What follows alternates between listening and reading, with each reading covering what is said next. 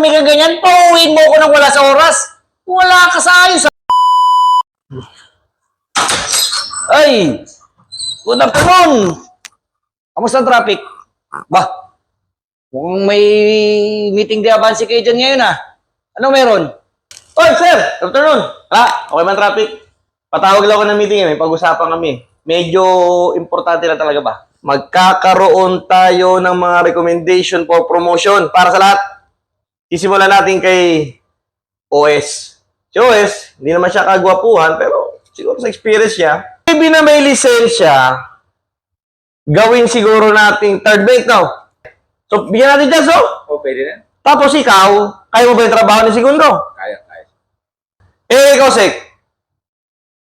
Kaya mo ba yung trabaho ko? Kaya, sir. Ayos na, sir. Kasi ang problema, sir, Ano ba naman? hindi ka ba bababae? Walang problema yon. Alam ko na yan eh. Pinag-isipan ko na ng matagal yan na andito na yan. Ako ang papalit kay Kapitan. Ano? Walang iya ka?